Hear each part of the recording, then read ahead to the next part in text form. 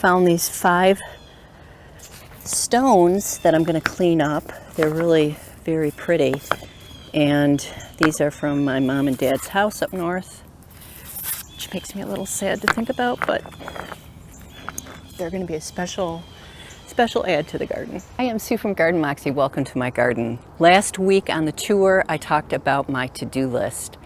Well, I want to get a huge thing off my to-do list today, and the challenge is it is going to be smoking hot. So I'm out here early in the morning, and what I'm hoping to accomplish today is to clear this messy flower bed out. I've got a bunch of this perennial phlox. The variety is David. It's a white blooming phlox, but it's really taken over the garden border. So I want to clean this border up and get it ready to plant some of the cut flower seedlings. I want to plant some zinnias and some Kiss Me Over the Garden Gate. I'm hoping I can beat the clock here. I mean, my glasses are already fogging up from the humidity and the heat. Now, the area I really want to start with is this area back here, because this is where most of this phlox has gone crazy. Now, the good thing about today's task is it doesn't really require any special tools. I'm going to use I use it every day, my hand sickle, and a pair of gloves, and we'll go ahead and get started. All right, so the first thing I'm doing here is I'm trying to make sure that I'm not going to hurt any animals like toads and things like this, because you know, this has been covered up and I don't want to hurt any of the critters that help my garden grow well. So I'm just doing a quick once over before I start using my sickle here. And I'm not going to be trying to save any of this plant. And the reason is I have plenty of it in the garden, and I don't have anyone to share it with at this time. So we're just going to go ahead and get this pulled up. You know, this is the greatest tool and it's perfect for a task like this. So not only can you scrape this way, but you can also use it in this motion to dig things out of the ground, even really hard soil. This is a perfect tool for that. And you know what, I'll leave a link to this if anybody's interested. This truly is, this is not sponsored. This is my favorite tool. This border here had alliums in it, but I'm removing the alliums in this area, and I'm gonna give you a close-up to show you why you need to watch where you grow alliums. I know they're awesome in the springtime, but this flower bed is just loaded with allium bulbs that have spread that really don't get enough sun to grow. What happens is these bulbs, you get this just covered, but I've got tons and tons of these little bulbs like this. And these need to be removed as much as I can. And then I need to stay on top of it in the spring just to try to get these out of the flower bed. Now, I've always found, and again, this is just personal preference, I clean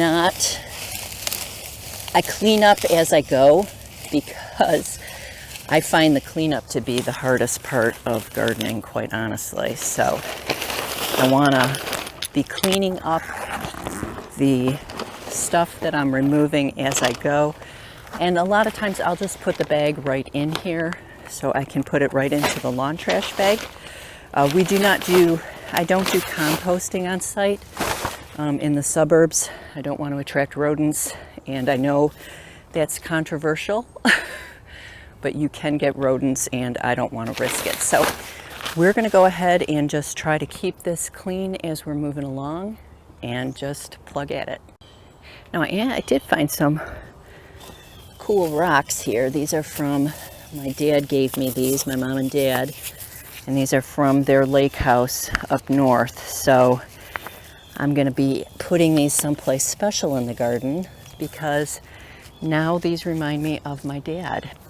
Yeah, so I found these 5 stones that I'm going to clean up. They're really very pretty, and these are from my mom and dad's house up north, which makes me a little sad to think about, but they're going to be a special add to the garden. Yeah, so you can see how pretty these are going to be. They used to keep, my dad had a pile of rocks from his beach area on his property, and he let me take these home with me one day. So, you know, that's the great thing about having things that remind you of people in the garden. It just makes our garden so special. This is a limelight hydrangea right here, and I'm going to show you one of the super helpful things with this hand sickle.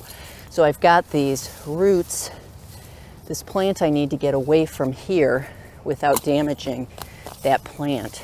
And what's nice is I can use this part of the sickle to dig those roots up without hurting, well, severely hurting the roots of the limelight hydrangea, which is right here.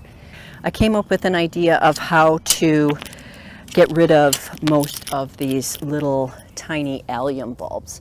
And what I'm going to do is, I don't have one right now, but you've seen those sifters that people use to get all the chunks out of their compost.